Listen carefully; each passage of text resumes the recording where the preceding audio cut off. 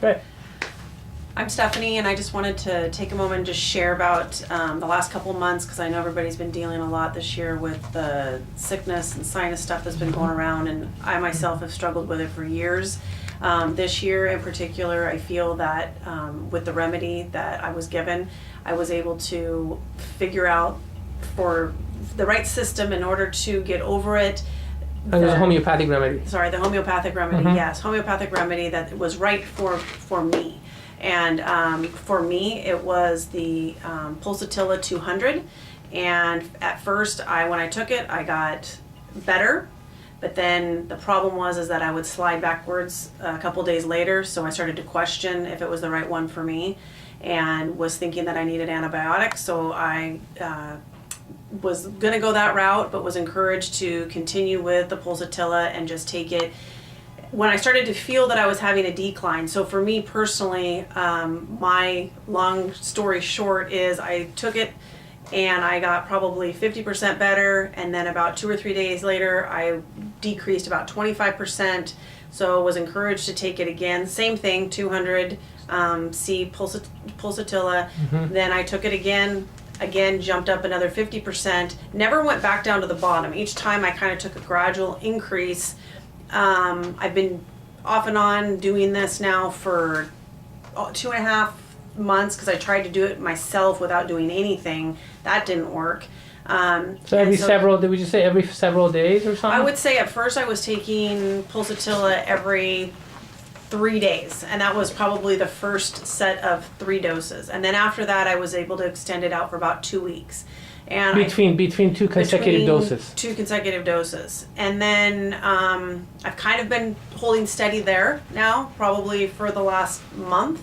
So overall, from start to finish, I've had 9 doses of the Pulsatilla 200C. But the reason I knew when to take my remedy was because I would start to feel some of the symptoms coming back more strongly, and that would be like the pressure and those kinds of things. The pressure in my sinuses. Yeah, below and above the eyes?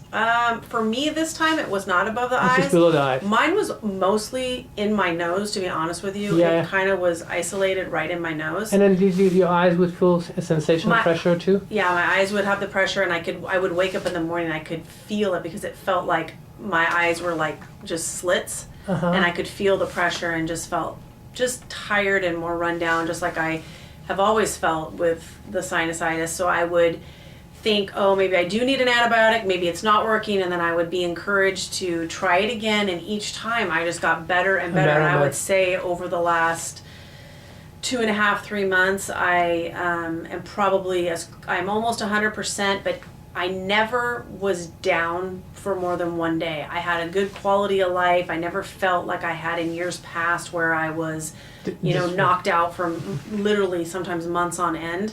But I believe it's because I stayed on top of it and was very in tune with my body, and feeling like when I was starting to dip down, I didn't wait till I plummeted, all the way, crashed and burned to where I was going. Right. I got on it right away, not too soon, not too late.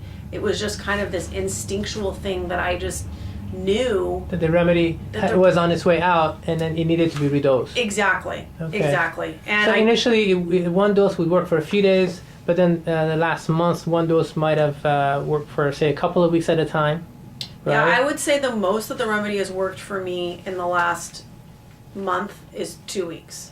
Okay, and then this is the Pulsatilla 200C, which is prescription strength, and so even a prescription strength dose of this remedy, initially, when you initially had the sinusitis, would only work for a few days. Correct, during this acute condition. Yeah. Now, what about coughing or any kind of mucus in your throat? Did you experience any of that? I personally didn't experience any of the coughing. Mine literally was like everything was isolated in my sinuses, in my nose. Like I would wake up every morning, and I still do sometimes, where I will wake up and I have to and this is not normal to me whatsoever, and I have to blow my nose, and not to get gross, but it would have a lot of phlegm would come out, mucus and blood. Even in blood, it. okay. And so for me, as soon as that was increasing, Yeah. the more that increased, the more the pressure increased, the more I started to feel run down, the more I started to, everything just kind of started to snowball a little bit. And that's when I would say, okay, it's time for me to take my remedy. And then as soon as I did, literally within 24 hours, I mean, pretty much immediately, I would start to feel better. And then 24 hours after that, I would wake up and I didn't even No, you had sinusitis. know. But then every time you would take this remedy, you would notice rather immediate improvements within how long? Within minutes or an hour or two or? I would say within a few hours, it's not like it was like this ta-da. Yeah. It was like I would take it and not really have to not think about it anymore. And along with this, I was taking the Super BioVeg. Oh, that's an herbal nutritional antimicrobial. And and Alamax, so you were taking that Alamax, too. yeah, I've been taking that. But I kind of started weaning myself off a little bit of the high dose of it. Yeah.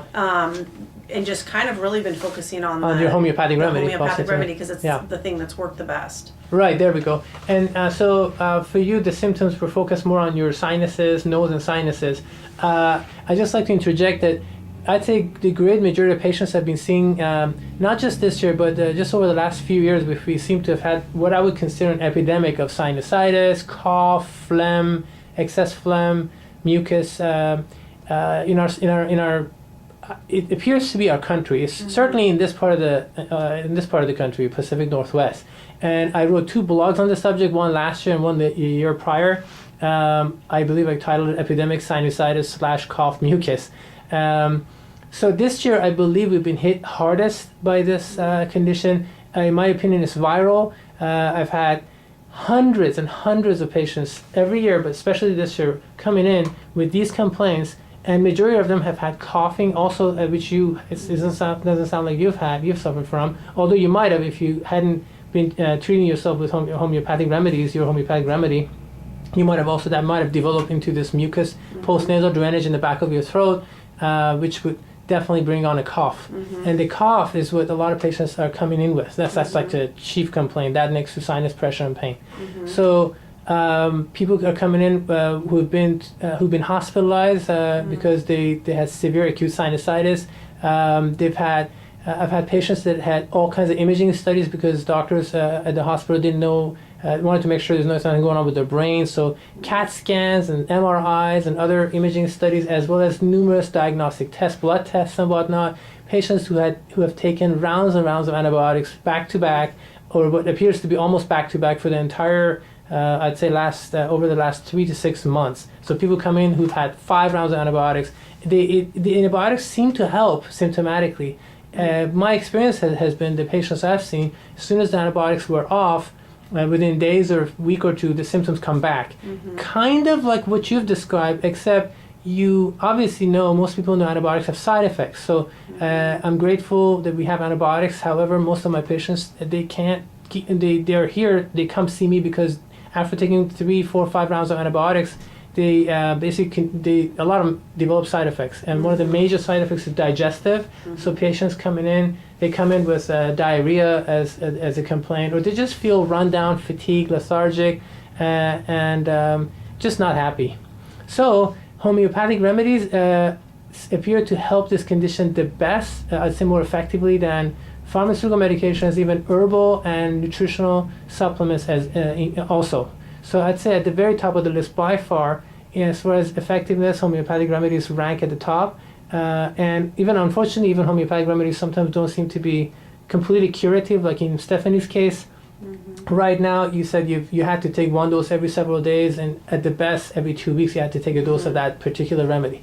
And there appears to be 2, maybe 3 common remedies that I'm prescribing for this condition. One of them is Pulsatilla. There are a couple other remedies that I've been giving. The second remedy towards the top of the list is Kali bicromium, which is potassium. It's derived from potassium and chromium, but it's homeopathic version of those 2 elements combined, Kali bicromium.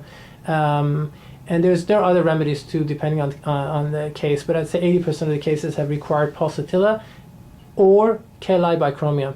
The frequency appears to be every 2-3 days. People need to take a dose of the remedy, and if they are not completely over it, they can take it every week or two, like you have. As far as potency, the prescription strengths are 200C or higher, 1M, etc. The over-the-counter potencies of these remedies are 12C or 30C. First of all, I don't recommend self-prescribing. I don't think patients should prescribe for themselves, because what if this is something really serious? What if they also have pneumonia on top of sinusitis, in which case you might really need to take antibiotics. Or they could have strep throat, and strep throat not untreated has complications. It could affect your heart negatively. So you should get diagnosed by a physician. So that's like first and foremost. But as far as homeopathic remedies go, whether it's a 12C, I don't think does as much good really. 30C is the potency to consider. 200C, which is prescription strength, is where I really see a lot of changes. But 30C is fine too if that's all you have. And I'd say every few days you take a dose of that. The big question is which remedy matches the patient, and it really depends on all the specific signs and symptoms. For example, is the mucus that the person is having, whether it's coming out of the nose or draining to the back of the throat, is the mucus runny and clear, or is it thick and colorful? And sometimes it's runny and colorful. So the specifics of the condition, the symptoms do matter, signs and symptoms. And then other symptoms you have throughout your body, like do you have a headache? Do you have fever? Do you cough? How severe does the coughing get? Does the coughing lead to vomiting, which in some cases can? Does the person have any other signs and symptoms, including do they have a dry mouth? That was one. That's something you had, I believe. I had the dry mouth, and the one thing I was going to share with you for my particular case with the Pulsatilla 200C was my ears. That was a big exactly. thing. That's my the ears. yes. I would always. It's gotten better, but Right. I still even just have a little bit of you just know it's just there. Right. And that's the other thing is the dry mouth. That was probably honestly the key for me to know when to take my Pulsatilla. Dry mouth would come back. I would wake up in the morning like I had been sucking on cotton all night. Okay, there we go. And I would be like, ding, ding, ding. Right. I'm taking my remedy today. There we go. And then I wouldn't have that symptom anymore for X number for of a few days. days or the week or whatever. And then as soon as that came back again, I'd be like, okay, You need I'm the not remedy. waiting. Yeah. Perfect. So that's one of the ways I know if a person needs the remedy Pulsatilla over the other remedy, K-Libic. As a rule, and then there are exceptions to all of this, but as a rule, Pulsatilla, patients that need the remedy Pulsatilla, homeopathic Pulsatilla, they tend to have a dry mouth. They call it cotton mouth. Yet, as a rule again, a lot of them don't thirst water. Even though they have a dry mouth, they don't thirst. They don't have the craving for drinking water. And I didn't. Although again, I've seen exceptions. Like there are people that have a dry mouth and want to drink a lot of water. People that need Pulsatilla with dry mouths that they crave a lot of water. And then I think majority don't want to drink much water. And then there are patients that need Pulsatilla, yet their mouth is not even affected. Like they have normal thirst, normal level of moisture in their mouth. But it's a given. It's an easy case where when the person says, "Oh, I've had it with this sinusitis cough. I've had a dry mouth, and I'm really not craving water. I'm thirstless. I'm not very thirsty." And coincidentally, my ears are affected too. There's some sensation of pressure in my ears too. With those symptoms, sinus pressure, sinus discomfort, and a cough, although the cough may or may not be present, I'd say the choice of Pulsatilla is a really good choice. Then I would definitely prescribe Pulsatilla. If the ears are not affected, if the mouth is not affected, then it may still be a Pulsatilla case, but then the person might also require K-Libic to interpret and to decide between the two in a situation like that. When the mouth is not affected and the ears are not affected, then you might think it's K-Libic, not Pulsatilla, but it still may be Pulsatilla, I've found. So it's really been a very difficult, I'd say last 4, 5, 6 months, it's very difficult, even for me as a practitioner, to decide what remedy the person needs. And sometimes they don't need either one of these remedies. They might need Heparsulf, they might need Mercurius, there are all these other remedies that might be needed. So that's really why I think if a patient has an acute condition like this, they should refer to a physician. If they are interested in homeopathic remedies, they should see a homeopath, at least a practitioner that's skilled in homeopathy, because the choice of the remedy may not be as straightforward. Thankfully, it usually is, but it may not be. So anything else to add, Stephanie? I was just gonna finish up with, I would just encourage people who have been in this situation, because I have dealt with sinusitis for multiple years. I don't even remember not dealing with it. And I have to say, by doing this protocol this year, it has been me personally, my best year yet, but it's because I've never gone this route before. So this is my very first time of just sticking through it and really being on top of it. And obviously you helping me find the right remedy and doing it on a regular basis and not giving up after remedy 1 or remedy 2 or remedy 3.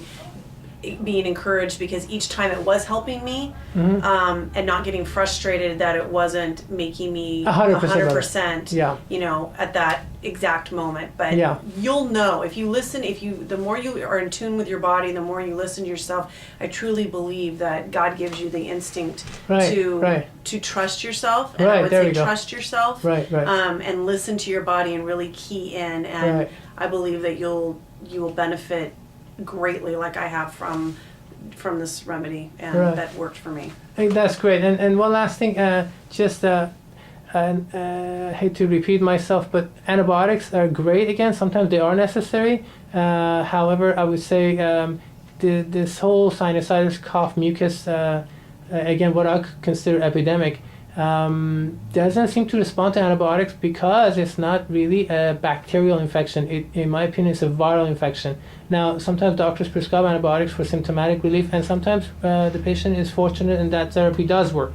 But I'd say, as a rule, majority of my patients who have tried antibiotics under the care of their conventional medical practitioner, they really, at the very best, they had relief of symptoms for the duration of the therapy. As soon as the antibiotics would run out, they would run out of the course of the antibiotics. Within days, the symptoms seems to come back with vengeance. And so, and again, antibiotics have side effects, and the effectiveness is highly questionable in this treating this viral condition. So I think we're all blessed to have homeopathy available, homeopathic remedies for treating not just this condition, but all conditions. I would say, but in particular, this viral condition that's been hitting our this part of the world heavily over the last, I'd say, few years. In my experience, the last 3 years, I've had patients that borderline. I know it sounds almost funny, but I've had patients that were suicidal. They had severe sinusitis for like literally 6 months in a row. They couldn't function anymore. They had to quit their job. They would come in. They had, especially I'd say last year, they had severe emotional complications to this. I'd say. Insidious, very difficult condition to tolerate. Like people would literally break down in the office and sob because they couldn't take it another day. I've been there. Yeah, so this is that's why we're doing this video, so we can help our fellow human beings. And I hope this helps somebody. I'm sure it will. So thank you so much, Stephanie. Thank you. Sure.